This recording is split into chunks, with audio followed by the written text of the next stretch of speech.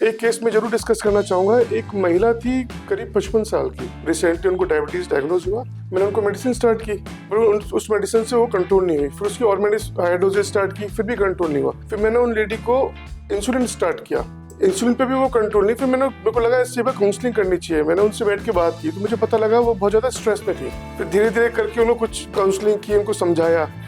Ultimately with in a month उनकी insulin बंद हो गई, उनकी टैबलेट्स बंद हो गई। वो सिर्फ लाइफस्टाइल और डाइट पे ही कंट्रोल हो गई। आजकल के टाइम पे हम लोग स्क्रीन टाइम को बहुत ज़्यादा इंपॉर्टेंस दे रहे हैं। We are not giving importance to the social life and actually we are social human being. तो हमें लोगों से सोशलाइज होना भी उतना ही ज़रूरी है जितना स्क्रीन टाइम देना। नमस्कार दोस्तों, मैं स्वप्निल जैन आप सभी का स्वागत करती हूँ हमारे पॉडकास्ट के एक और खास एपिसोड में। आज हम बात करेंगे फिजिकल और मेंटल हेल्थ के संबंध में, जो आपके और हमारे लिए बेहद जरूरी है। हमारे साथ हैं आज दो खास मेहमान जो अपनी फील्ड्स में एक्सपर्ट हैं। हम स्वागत करते हैं डॉक्टर मनीष जी गोयल का, जो एक फिजिशियन है और उन्हें 20 साल का एक्सपीरियंस है अपनी इंडस्ट्री में। डॉक्टर साहब, आपका बहुत बहुत स्वागत। नमस्कार, मैं doctor Manish Goyal, consultant physician, Dishan hospital, Adarsh Nagar, Jaipur. और दूसरी मेहमान है साइकोलॉजिस्ट पूजा जी। मैम, आपका भी बहुत बहुत स्वागत। पूजा जी एक रिनाउंड साइकोलॉजिस्ट हैं जो अपने डेडिकेशन के लिए जानी जाती हैं। Thank you for inviting me here and I'm quite excited because it's my first collaboration with the general physician. आज के डिस्कशन में हम जानेंगे फिजिकल और मेंटल हेल्थ कैसे एक दूसरे को कॉम्प्लीमेंट करते हैं, क्या कनेक्शन है, क्या कॉन्ट्रास्ट है। तो जुड़े रहिए हमारे पॉडकास्ट में अपने डेली लाइफ टिप्स के लिए। डॉक्टर साहब, सबसे पहला सवाल मेरा आपके लिए है, माइंड और बॉडी में क्या कनेक्शन है और उसे हमें डेली लाइफ में क्या अफेक्ट होता है, उस पर आप हमें थोड़ा सा एनलाइटन करें। डेफिनेटली फिजिकल एक्टिविटी और मेंटल हेल्थ, इन दो के अंदर काफ़ी डीपली इंटरकनेक्टेड है। अगर आपका मेंटल हेल्थ ठीक नहीं है तो आपके फिजिकली भी आप इनएक्टिव हो जाएंगे। अगर फिजिकल एक्टिविटी ठीक नहीं है तो मेंटली आप स्ट्रेस सब रहेगा। अगर हम फिजिकल एक्टिविटी करते हैं, हम लोग वॉक कर रहे हैं, फिजिकली एक्टिव हैं, तो फिर एंडोर्फिन्स रिलीज होते हैं। जो एंडोर्फिन्स होते हैं, मूड एलिवेटर होता है, स्ट्रेस को कम करता है। अगर हम गुड स्लीप ले रहे हैं 7 to 8 आवर्स की, तो वो भी हमारे मूड को एलिवेट करता है और हमारा कंसंट्रेशन बढ़ता है। अगर हम लोग मेंटली स्ट्रेस्ड हैं तो वो हमारी पूरी बॉडी को अफेक्ट करता है। जैसे कार्डियोवास्कुलर डिजीज है, डायबिटीज अनकंट्रोल होती है, हाइपरटेंशन अनकंट्रोल होता है, जीआई ट्रैक्ट जो होता है, पेट के अंदर इरिटेबल बाउल सिंड्रोम हो जाता है। तो हमको जब ट्रीटमेंट करना होता है तो दोनों एस्पेक्ट्स को ही लेके करना होता है। अगर हम एक एस्पेक्ट को छोड़ेंगे तो लेट कॉम्प्लिकेशंस डेवलप होंगे, इसलिए हमको दोनों का ही ध्यान रखना चाहिए। डॉक्टर साहब, जैसा आपने मेंशन करा डायबिटीज़, मैं एक एग्जांपल से आपको पूछना चाहती हूँ। जैसे मेरे फादर को डायबिटीज़ है, he is a retired man. वो नींद अपनी पूरी लेते हैं, जो आपने पॉइंट्स बोला वो अपनी हेल्थ का ध्यान रखते हैं, फिर भी डायबिटीज़ को एक कॉमन समझा जाता है। मैं ये नहीं बोलूँगी कि वो एक कॉमन बीमारी है, बट हाइपरटेंशन, डायबिटीज़ हम अपनी लाइफस्टाइल में ऑब्वियस समझने लग गए हैं। तो इस पे आप थोड़ा सा समझाएं। आप बिल्कुल सही कह रहे हैं। आजकल यंग डायबिटीज हाइपरटेंसिव हो रहे हैं। बेसिकली वो सेडेंटरी लाइफस्टाइल, स्ट्रेस और डाइट, रीजन यही है। लोगों को आजकल स्ट्रेस बहुत हो गया है, एक दूसरे से कंपटीशन है, वर्क प्रेशर है, इसलिए स्ट्रेस अगर बढ़ेगा तो डायबिटीज डेफिनेटली अनकंट्रोल होगी और उससे कॉम्प्लिकेशंस आएंगे। पूजा जी, इसमें आपका क्या ओपिनियन है? जब हम डायबिटीज़ की बात करते हैं या बाकी सब भी डायबिटीज़ के बारे में सोचते हैं, तो वो जनरली एक फिजिशियन को कंसल्ट करना ज़्यादा ज़रूरी समझते हैं और वो सही समझते हैं, rather than consulting a psychologist. ये बहुत कॉमन है एंड स्पेशली जब कंसल्ट की बात आती है तो yes the general physician is the very important part of it, but how the mental health professional is important in this because जब आप एक इस तरह का डायबिटीज़ या हाइपरटेंशन जैसी बीमारियों से जूझ रहे होते हैं तो वो आपको एक तरीके से रोज़मर्रा की ज़िंदगी में स्ट्रेस और टेंशन दे रहा होता है। एंड जब आप एक तरीके से मेंटल हेल्थ प्रोफेशनल के पास जाते हैं और वो स्ट्रेस को डिस्कस करते हैं, एंजाइटी को डिस्कस करते हैं, तो ना केवल आपकी मेंटल हेल्थ ठीक होगी बल्कि फिजिकल हेल्थ पे भी काफ़ी इफेक्ट पड़ेगा। तो बोथ आर इंटरकनेक्टेड बिकॉज जब आप दिनचर्या में वो चीज़ें कर रहे होते हैं तो वो आपको काफ़ी स्ट्रेस दे रही होती है। परफेक्ट पूजा जी, आपने इसमें मेंशन करा कि माइंड और फिजिकल हेल्थ का एक बैलेंस इंपॉर्टेंट है। इसमें आप क्या ऐसी बेस्ट प्रैक्टिसेस हैं जो रेकमेंड करते हैं माइंडफुलनेस के लिए और सेल्फ केयर के लिए? द मोस्ट इंपॉर्टेंट थिंग, जब मैं प्रिस्क्रिप्शन पे लिखती हूँ ना, तो I generally write practice yoga and meditation. And patient generally ask me, ma'am why are you writing this, हम तो आपके पास आ रहे हैं साइकोथेरेपी के लिए। सी ऐसा सर ने बताया इन द स्टार्टिंग कि एंडोर्फिन्स रिलीज होते हैं जो हमारे लिए मूड एलिवेटर का काम करते हैं। तो that's why it is very very important, जब आप अपनी मेंटल हेल्थ को ठीक करना चाहते हो तो you have to do some kind of a physical exercise. And when it's come to the mood, yes the gym and all these are good things, but yoga और मेडिटेशन में जनरली इसलिए refer करती हूँ ताकि माइंडफुलनेस आए। And what is mindfulness? That you are actually present in the present, you are mindful about your present. क्योंकि generally ये जो बीमारियां होती हैं कि ओवर थिंकिंग के लिए होती हैं, या हम फ्यूचर की सोच रहे होते हैं, या हम पास्ट के बारे में सोच रहे होते हैं, और दीज आर रुमिनेटिव थिंकिंग। तो जनरली जब हम कुछ किसी तरह की कोई एक्सरसाइज प्रैक्टिस कर रहे होते हैं तो उससे हम फिजिकली भी एक्टिव होते हैं और प्रेजेंट में माइंडफुल हो पाते हैं। So that's why the physical exercise I generally recommend. And you know there was a generally जब हम बैठते हैं as a doctor, so sometimes कुछ केस आते हैं सामने। सो एक दिन मैं सर के साथ बैठी हुई थी और सर ने मुझे बोला कि पूजा आप ओसीडी के केसेस देखते हो क्या? बिकॉज एक बच्चा था और वो एक जगह गए हुए थे ओपीडी के लिए, और वहाँ पे एक बच्चा था जस्ट नॉर्मली बेसिक्स फीवर वगैरह के लिए आया होगा।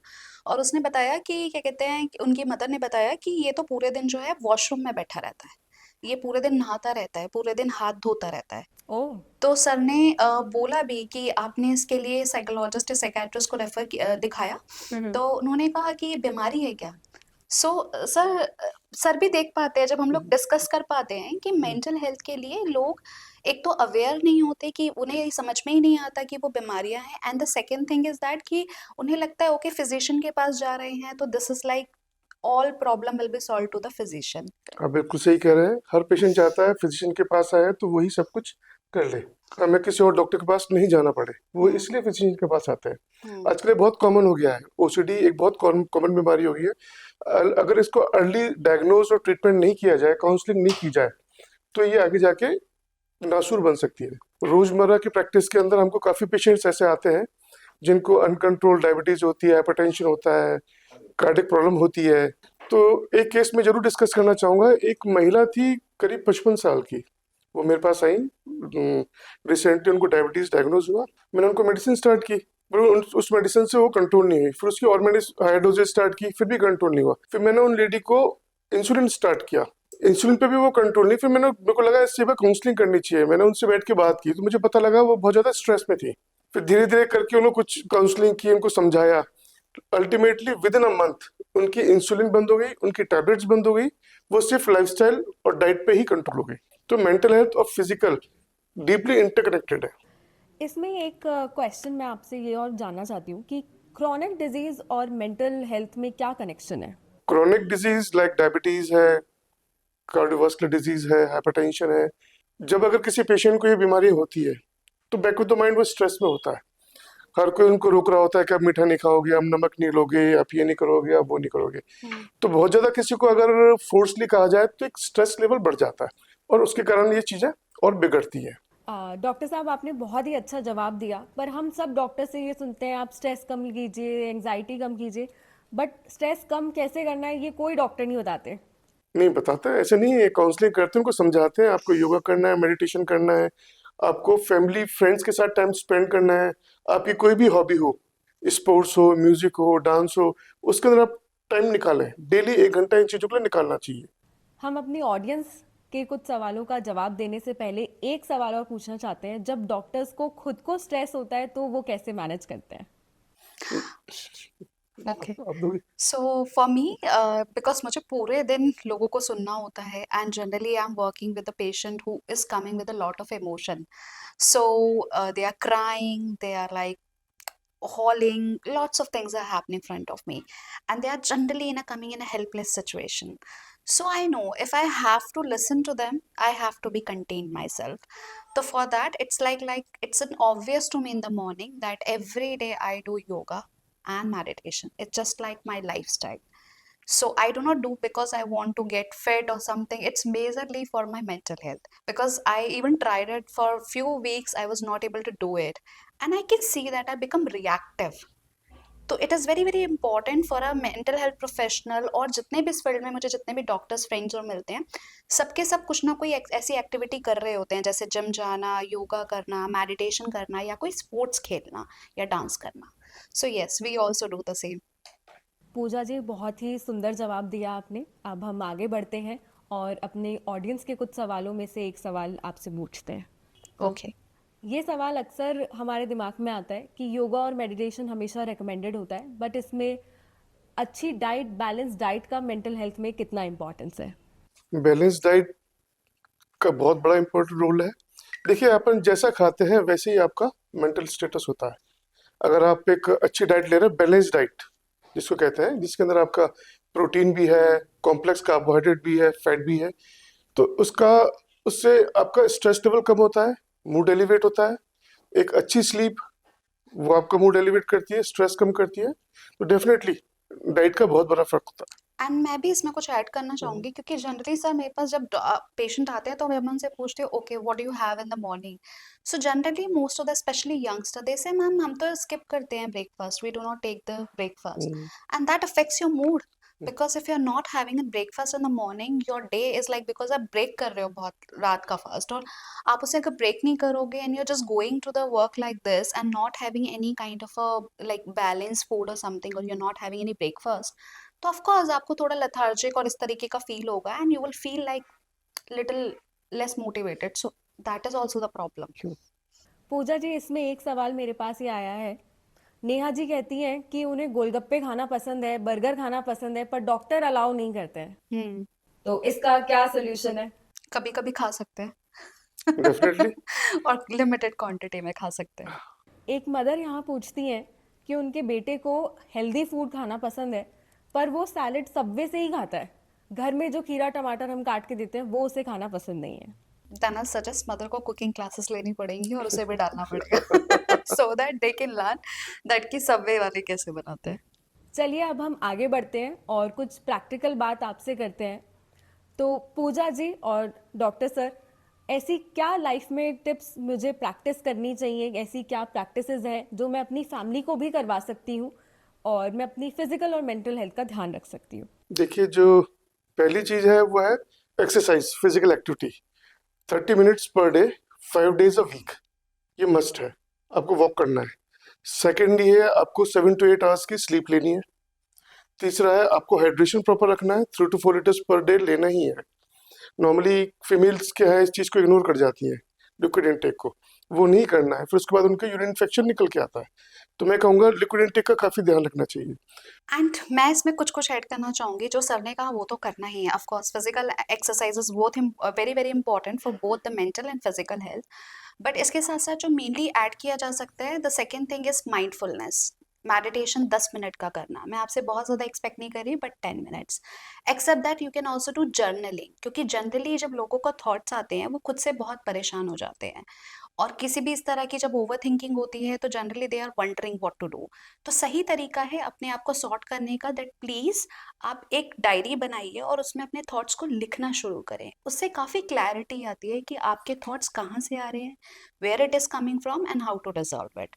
तो these are the practice you can use it, and अगर आप ये सब चीज़ें करेंगे तो इससे काफ़ी अच्छा फील होगा। And the last one which I want to add, आजकल के टाइम पे हम लोग स्क्रीन टाइम को बहुत ज़्यादा इंपॉर्टेंस दे रहे हैं। We are not giving importance to the social life, and actually we are social human being। तो हमें लोगों से सोशलाइज होना भी उतना ही ज़रूरी है जितना स्क्रीन टाइम देना।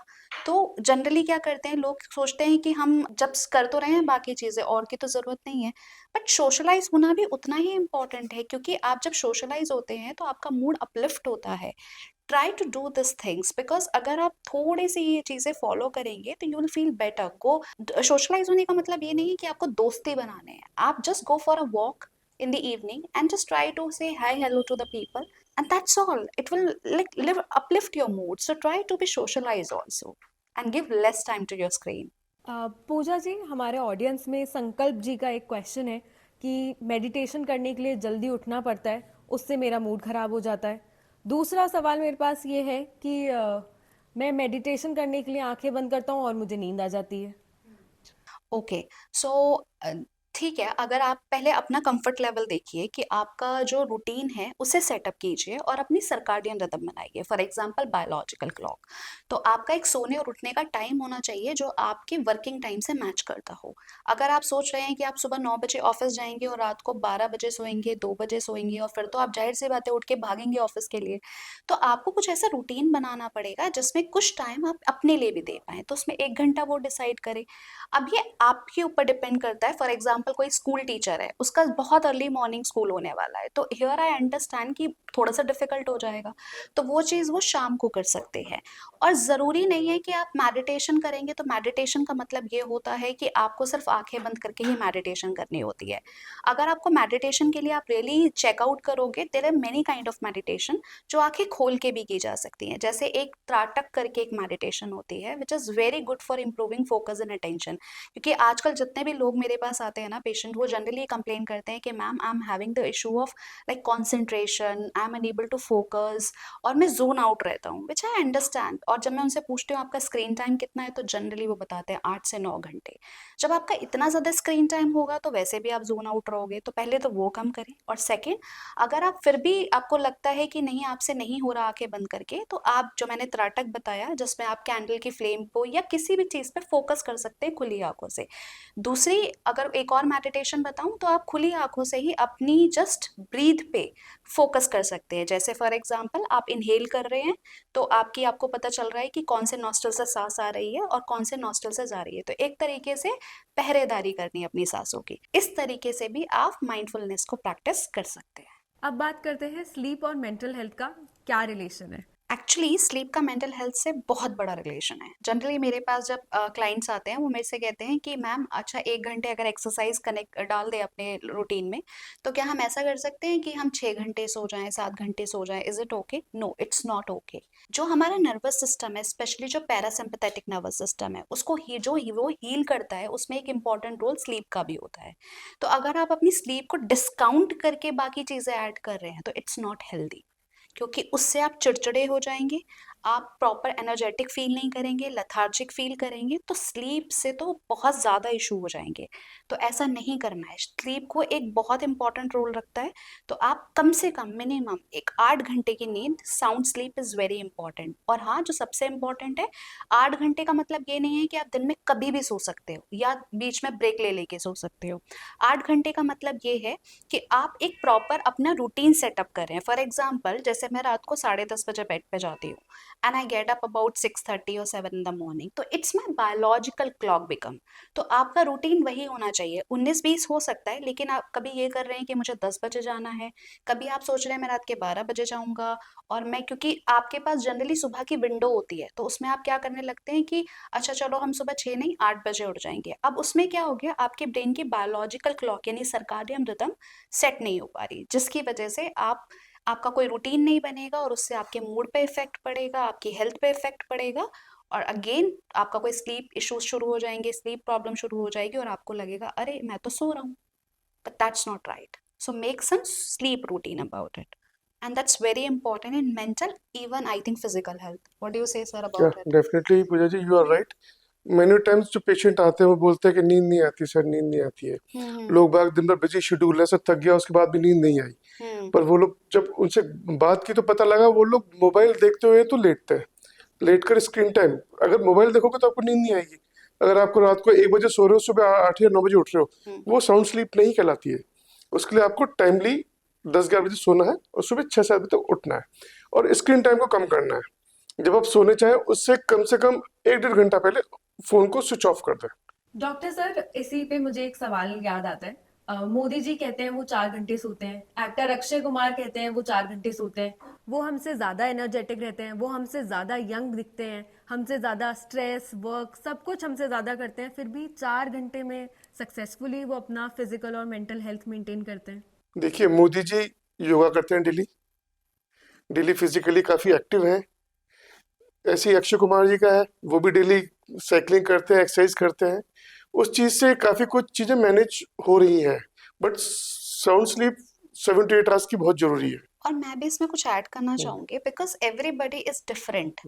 तो ज़रूरी नहीं है कि मोदी जी करते हैं और अक्षय कुमार जी करते हैं तो आपको भी फॉलो करना है। उनके रिसोर्सेस और आपके रिसोर्सेस में बहुत डिफरेंस है। तो एक साउंड स्लीप जो बेहतर तरीका होता है वो यही है कि आप 8 घंटे लगभग सोएं। That is the good way to go for it.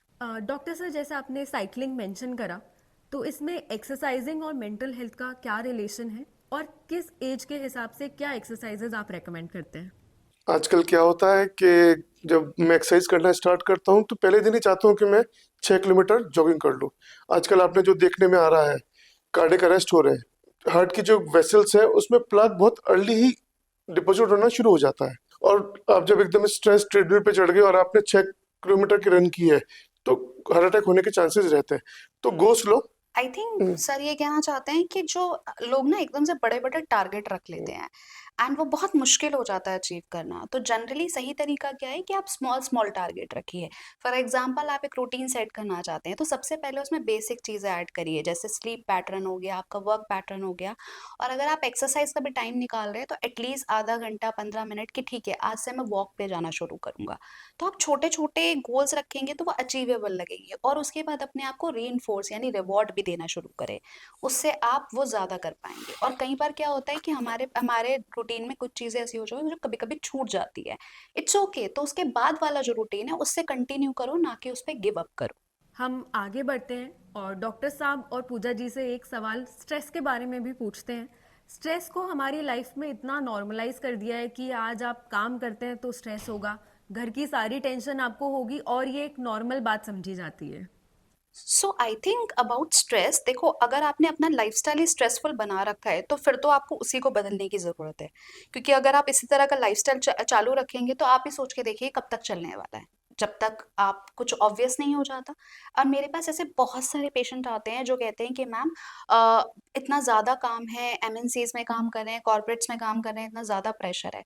और आप अगर सीरियसली ठीक से अपने आप को ऑब्जर्व करेंगे ना तो आपकी प्रोडक्टिविटी कुछ नहीं आ रही है। आपको लग रहा है कि आप 15 घंटे काम कर रहे हो, 16 घंटे काम कर रहे हो, बस उसमें प्रोडक्टिविटी नहीं है। तो ये आपको चूज करना है कि आप अपनी मेंटल हेल्थ और फिजिकल हेल्थ पे ध्यान रखना चाहते हैं या ऑब्वियस बनाना चाहते हैं कि किसी दिन कुछ होगा उसके बाद स्टेप लेंगे। तो बेटर है, बहुत लंबी छुट्टियां लेने से अच्छा है छोटे छोटे हेल्दी रूटीन अपनाएं। पूजा जी, इस बारे में काफ़ी मिथ्स और मिसकंसेप्शन है। एक साइकोलॉजिस्ट के पास एक कॉमन मैन जाना सही नहीं समझता है और उसको गलत तरीके से पोर्ट्रे किया जाता है। तो कब हमें एक साइकोलॉजिस्ट को कंसल्ट करना चाहिए? Is it good for a common man to consult a psychologist, या हमें इंतज़ार करना चाहिए कुछ वर्स हो, एंग्जाइटी, स्ट्रेस, तब हम आपसे मिलने आए? If the common man has a brain, then he should or she should actually consult with the psychologist, because generally कुछ चीज़ें बहुत पहले ही प्रिवेंट की जा सकती हैं, लेकिन क्योंकि हम स्टार्टिंग में कोई हेल्प सीख नहीं कर रहे होते उसकी वजह से वो बहुत ज़्यादा बड़ी प्रॉब्लम हो जाती है। तो अगर आप, I know it's a big taboo all over the world including India कि हाँ लोग हेजिटेट करते हैं, बट मैं आपको बता दूं बहुत बड़े बड़े लोग, मेरे पास हर तरह के क्लाइंट्स आते हैं। Even I have like got the clients from big big MNC CEO and all. तो when they come to me, they talk to me, they are not only coming for their mental disorders. वो इसलिए भी मेरे पास आ रहे हैं ताकि वो उन चीज़ों को प्रिवेंट कर सके। For example right now I am having a one case, he is an NRI and right, वो मेरे पास सिर्फ इसलिए आ रहा है ताकि उसको डिप्रेशन ना हो, बिकॉज ही इज लोनली। और आजकल आजकल जिस तरह का हम लोग का कल्चर है, जिस तरीके का अब लोग अकेले रहने लगे हैं सिटीज में, तो ये बहुत कॉमन है। तो बेटर है कि वो एक बाद में ऑब्वियस बन जाए और जस्ट लोग क्या कहेंगे इसलिए आप हेल्प सीख नहीं कर रहे, तो जब कुछ हो जाएगा तब भी लोग कहेंगे। तो इट्स अप टू यू कि आप अपनी मेंटल हेल्थ पे ध्यान देना चाहते हैं या लोगों पे।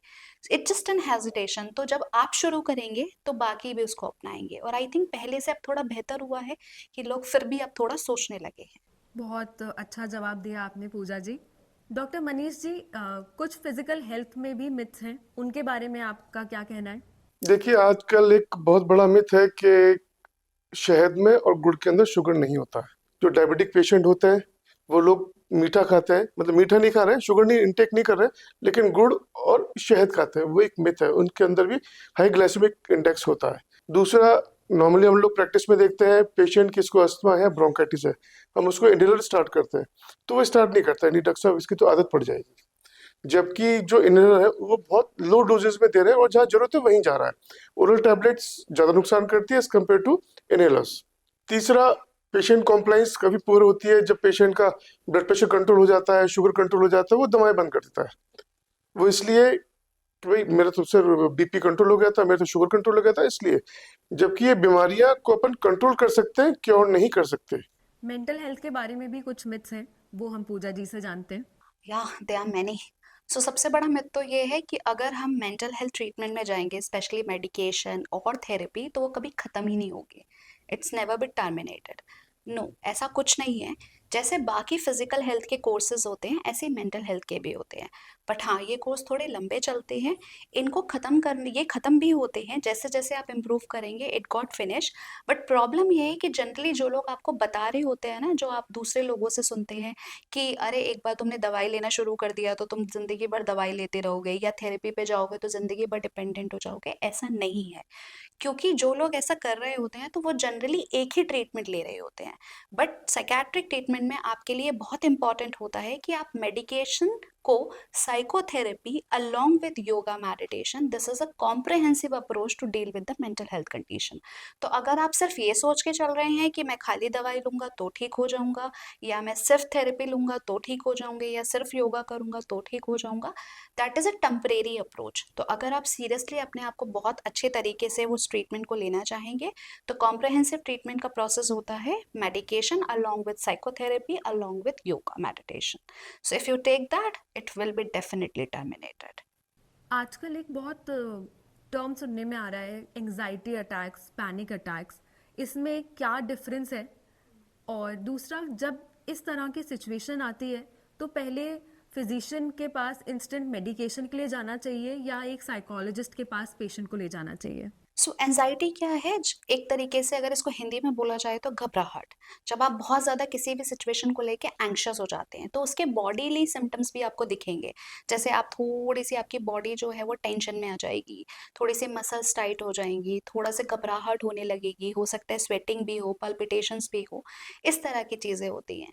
तो ये आजकल बहुत कॉमन है और ये जनरली उन लोगों के साथ होता है जिनका लाइफस्टाइल अच्छा नहीं होता, जो बहुत ही टाइट लाइफस्टाइल अपना रहे होते हैं, सिर्फ work, screen time and all this, कोई भी हेल्दी कोपिंग मैकेनिज्म नहीं अपनाते अपनी लाइफ को बैलेंस करने में। And the panic attack is जब एंजाइटी की कंडीशन ज़्यादा खराब हो जाती है, जब इंसान एकदम ऐसी सिचुएशन में आ जाता है जब उसे पता ही नहीं होता क्या करना है और उसकी बॉडी एकदम से रिएक्ट करती है, तो उसके सिमिलर सिम्टम जैसे हार्ट अटैक में दिखते हैं वैसे पैनिक अटैक में दिखते हैं। The person is having the sweating, palpitations, he is very blank or sometimes even crying. तो this is very very usual which is happening right now. और मेरा आसपास के लोग भी जो उनके क्लोज वंस है, उनको एक सजेशन है कि जब भी इस तरीके की सिचुएशन आसपास के आपके लोगों को हो, तो try to cooperate with them. और सही अप्रोच ये है कि आप दोनों से कंसल्ट कर ले। ऑल्दो इसमें साइकेट्रिस्ट और साइकोलॉजिस्ट दोनों का रोल है, बट या अगर आपको नहीं समझ में आ रहा तो एक बार आप जनरल फिजिशियन के पास जाए, एंड आई थिंक वो आपको ज़रूर साइकेट्रिस्ट और साइकोलॉजिस्ट को रेफर करेंगे। Yes sir. डेफिनेटली। अगर ऐसा कभी कुछ होता है कि नॉर्मली इस टाइप के केसेस आते रहते हैं जहाँ पेल्पिटेशन हो रहा है, घबराहट हो रही है, पर्सपरेशन हो रहा है, हेडेक है, हम लोगों ने देखा है ब्लड प्रेशर हाई आता है, तो उस केस के अंदर हम लोग कुछ मेडिकेशंस भी देखते हैं और पेशेंट्स को बोलते हैं कि वे साइकोलॉजिस्ट से कंसल्ट करें। और नॉर्मली मेडिकेशन देने के बाद विद इन 2 to 3 days वो चीज़ें सबसाइड, मतलब ब्लड प्रेशर नॉर्मल आ जाता है, बाकी चीज़ें भी नॉर्मल आ जाती है। सर मैं इसमें एक और चीज़ ऐड करना चाहूँगी, हम्म, जैसे हेल्थ एंजाइटी, हम्म, इसके पेशेंट्स बहुत सारे आते हैं आजकल। जनरली लोग क्या करते हैं, एंजाइटी होती है और वो आई थिंक किसी ना किसी फिजिकल कंडीशन पैकेज। से कनेक्ट कर लेते हैं और उसके गूगल सर्च कर रहे होते हैं। तो जब आप सिम्टम्स गूगल सर्च कर रहे होते हैं तो उससे भी आपको एंजाइटी होती है। तो सही तरीका है कि एटलीस्ट आप जनरल फिजिशियन को तो जाके दिखाएं, आप गूगल सर्च रेदर। ना करें हाँ। और डॉक्टर को दिखाएं। और ये भी नहीं है कि सिर्फ एंजाइटी मान के आप घर पे बैठे रहें, हो हाँ। सकता हो वो कार्डिक रीजन भी हो सकता है कोई और रीजन भी हो, तो एक बार डॉक्टर को दिखाना जरूरी है। हाँ, गूगल डॉक्टर से बचें। हाँ, गूगल डॉक्टर से बचें। डॉक्टर साहब, जब इस तरह के टॉपिक पे हम घर वालों से बात करते हैं तो घर के बड़े बोलते हैं ये नए नए शब्द तो हमने आज ही सुने, इतने सालों में तो हमने कभी सुने नहीं। एंजाइटी, स्ट्रेस, हाइपरटेंशन, पैनिक, ये तो कभी सुना ही नहीं। नहीं, आप सही कह रहे हैं। पहले इतने स्ट्रेस नहीं था, लोग बाग कोई कंपटीशन इतना नहीं था। आजकल लोग बाग वर्कोहॉलिक हो रहे हैं, 14-14, 15-15 घंटे काम कर रहे हैं, तो स्ट्रेस डेफिनेटली बढ़ता है। पहले तो लोग आराम से जीवन जिया करते थे, तो स्ट्रेस था न बीमारियां थी। आजकल आप देखो ना, यंगस्टर्स के अंदर कितना शुगर और ब्लड प्रेशर बढ़ रहा है। और आई थिंक सर पहले इतनी अवेयरनेस भी नहीं थी, अवेयरनेस भी क्योंकि डेफिनेटली। पहले अवेयरनेस कम थी, लोग इवन फिजिशियन के पास जाने से पहले बहुत डरते थे, अब तो फिर भी थोड़ा सा ओपन अप हुए हैं। हाँ। तो I think that was also the biggest limitation कि लोगों को अवेयरनेस भी कम। पूजा जी, इस तरह के केसेस में क्या डायग्नोस्टिक और ट्रीटमेंट प्रोसेस रहता है? Generally when the patient comes to us we take a very detailed case history, कि लगभग हमारी 1 घंटे से ऊपर की केस हिस्ट्री होती है, जिसमें हम एक्सप्लोर कर रहे होते हैं कि क्या क्या है। तो generally which model we use that is called BPSC। B से बायोलॉजिकल, पी से साइकोलॉजिकल और SC से सोशल कल्चर। तो we try to explore as a psychologist. तो पहले हमारा काम होता है बायोलॉजिकली रूल आउट करना। फॉर एग्जाम्पल, अगर कोई एंजाइटी का पेशेंट आया है, बट इन द मीन वाइल मुझे ये भी चेक करना होगा कि कोई उसके बायोलॉजिकल सिम्टम्स तो नहीं है, क्या उसे कोई हाइपरटेंशन है, कुछ इस तरह की चीज़ें हैं। तो पहले उसको मुझे बायोलॉजिकली के लिए जो भी मेडिकल डॉक्टर्स होंगे उनको रेफर करना होगा, और जब वहाँ से रिपोर्ट नॉर्मल आएगी then we actually explore the psychological aspect. और उसके साथ साथ उनके सोशल कल्चरल डोमेन्स भी, स्पेशली उनके जो फैमिली के साथ, आसपास के दोस्तों लोगों के साथ क्या क्या डायनामिक्स हैं, that is we also explore. और on the basis of that we try to give the provisional diagnosis.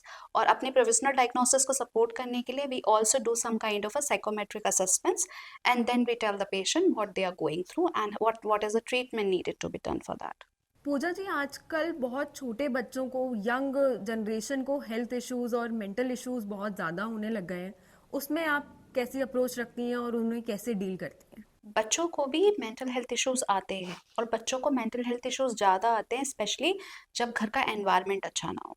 अगर पेरेंट्स के डायनामिक्स अच्छे नहीं है, फैमिली में बहुत ज़्यादा कन्फ्लिक्ट्स हैं, इससे बच्चों की इमोशनल और अदर हेल्थ पे बहुत फ़र्क पड़ता है। तो please it is very very important कि आप जो है अपने बच्चे के लिए, अगर उसको कोई भी इशू दिखता है, उसके लिए चाइल्ड साइकोलॉजिस्ट से या डेवलपमेंटल पेडियाट्रिशियन से, इस तरह के लोगों से कंसल्ट करें। स्पेशली जैसे बच्चे जब ग्रोइंग एज में चल रहे होते हैं, तो उस टाइम पे न्यूरो डेवलपमेंटल डिसऑर्डर्स मैनिफेस्ट होना शुरू होते हैं। तो जनरली लोग कह देते हैं, अरे इसके पापा भी लेट चले थे, ये लेट बोले थे, ऐसा हुआ था। तो प्लीज़ उस चीज़ पे ध्यान ना करें। अगर आपको अपने बच्चे के साथ कुछ भी ऐसा लगता है जो अनयूजुअल है, तो उसके लिए प्लीज़ डॉक्टर से कंसल्ट करें, स्पेशली चाइल्ड साइकोलॉजिस्ट से और डेवलपमेंटल पेडियाट्रिशियन और लाइक चाइल्ड साइकेट्रिस्ट से, सो दैट ये रूल आउट हो सके, रेदर देन, क्योंकि प्रॉब्लम ये है, अगर इन बीमारियों का इलाज इसी टाइम पे नहीं हुआ तो फिर ये कभी ठीक नहीं हो पाएंगे। तो it is very important to rather than to seek help, rather than avoid it. Thank you. जब हम डॉक्टर्स फील्ड की बात करते हैं तो डॉक्टर्स को बहुत ही एक नोबल प्रोफेशन की तरह कंसिडर किया जाता है। बट जब मैं सोचती हूँ एक डॉक्टर के प्रोफेशन को, तो मुझे लगता है कि पूरा दिन बस लोगों का प्रॉब्लम्स को मुझे सुनना पड़ेगा। तो वो एक्सपीरियंस आपके लिए कैसा रहता है? I think if you like your work you like it. I think मुझे मज़ा आता है अपने काम करने में, and if you really ask me honestly, जिस दिन काम कम होता है उस दिन मुझे लगता है यार आज मैं क्या कर रही हूँ। So I love my work. So I think मुझे ये फील्ड भी मैंने इसलिए चुनी थी because I love this field. तो मुझे था कि I want to go in this field because I really feel connected. तो डिपेंड करता है, for me it is a good experience. Overall up and down तो सबकी जर्नी में आते हैं, मेरी में भी है। But yeah, if you really ask me overall, it is a very beautiful experience being a psychologist and working in this field and helping people. And when they give you compliments and the blessing, it really feels blessed. Doctor sir, आपका कैसा experience रहता है listening to all the pain all your day? तो क्या आपका emotion रहता है? देखिए, किसी डॉक्टर के पास कोई हंसता हुआ आदमी तो आएगा नहीं, लाइक साइकोलॉजिस्ट के पास भी कोई हंसता हुआ आदमी नहीं आएगा। True. हमारे पास जो भी आते हैं, मल्टीपल टाइप के पेशेंट्स आते हैं। कोई बहुत खुश है तो साइकोलॉजिस्ट के पास भेज देते हैं, बहुत दुखी है तो इनके पास भेज देते हैं। तो वैरायटीज ऑफ पेशेंट आते हैं। जब पेशेंट का पेन कम होता है तो एक सेटिस्फेक्शन मिलता है, उसकी कंप्लेंट्स कम होती है तो एक सेटिस्फेक्शन मिलता है। हाँ, थोड़ा हेक्टिक होता है, थोड़ा टायरिंग होता है, लेकिन अल्टीमेटली जब रात को बेड पे सोने जाते हैं तब सोचते हैं क्या किया दिन भर, तो एक सेटिस्फेक्शन लेवल आता है I कि think हाँ, सुकून की नींद आती सुकून की नींद आती है। क्या आपके पास कभी कोई ऐसा अनयूजुअल केस आया है? और जब इस तरह के अनयूजुअल केसेस आते हैं तो आपकी क्या अप्रोच रहती है? देखिए, अनयूजुअल केसेस आते रहते हैं, डिफरेंट, हर आदमी का अलग माइंडसेट होता है, अलग अलग एक्सपेक्टेशंस होती है। तो उसको रीड करना, उस पेशेंट को क्या चाहिए, वो एक एक्सपीरियंस से ही आता है। जब हमने प्रैक्टिस स्टार्ट की थी तब हमारे लिए बड़ी मुश्किल होती थी। तो ये पेशेंट ही सिखाता है कि उसकी क्या डिमांड है, उसके अकॉर्डिंगली ही उसको ट्रीट करते हैं। हर तरह के पेशेंट्स आते हैं, मतलब यहाँ पे तो अभी ऐसा कुछ याद नहीं आ रहा मेरे को, बट वैराइटीज ऑफ पेशेंट्स होते हैं। In my field, I think I do have experienced a lot of unusual cases in my field. हाँ, बहुत सारे ऐसे केसेस आते हैं जो थोड़ा सा आपको कभी कभी इमोशनली डैमेज करके जाते हैं थोड़ा बहुत, और कभी कभी कुछ ऐसे केस आते हैं जहाँ पे हमें भी हेल्पलेस फील होता है। So specially these are abused case where many things are happening, तो इस तरह के केसेस में थोड़ा सा ओवरवेलमिंग होता है। तो ये तो पार्ट है इस वर्क का। तो दोस्तों, आज के डिस्कशन में हमें बहुत कुछ सीखने को मिला। फिजिकल और मेंटल हेल्थ का बैलेंस हमारी लाइफ के लिए कितना इम्पोर्टेंट है, ये आज हम सब ने सीखा। जाने से पहले डॉक्टर सर, आज आप हमें कोई इंस्पायरिंग मैसेज देना चाहेंगे? मैं बस यही कहना चाहूँगा, स्वस्थ रहें, मस्त रहें, अपने फ्रेंड्स और फैमिली के साथ टाइम स्पेंड करें, स्क्रीन टाइम कम करें, फिजिकली एक्टिव रहें, डाइट्स आजकल जो जंक फूड है उससे दूरी बनाए रखें, और जो घर पे बन रहा है उस पर ही ध्यान दें। पूजा जी, आपके कुछ गोल्डन वर्ड्स? मैं ये कहना चाहूँगी कि प्लीज़ अगर आपको कुछ भी अनयूजुअल दिखता है तो प्लीज़ आप मेंटल हेल्थ प्रोफेशनल को सीक करें और अपने आप को हेजिटेट फील ना कराएं। बिकॉज आप सिर्फ मेंटल हेल्थ प्रोफेशनल हेल्प इसलिए नहीं ली जाती है कि आपको कोई बड़ी बीमारी या डिसऑर्डर या कुछ है, जस्ट उस तरह की चीज़ों से प्रिवेंशन हो सके। और जब आप मेंटल हेल्थ को ठीक रखेंगे तो आपके बायोलॉजिकल प्रॉब्लम्स भी काफ़ी दूर रहेंगी। दोस्तों, याद रखिए, सेहत सिर्फ एक जिम्मेदारी नहीं, जीने का तरीका है। अगले एपिसोड में मिलेंगे एक और नए इंटरेस्टिंग टॉपिक के साथ। तब तक के लिए आप खुश रहिए, स्वस्थ रहिए। नमस्कार।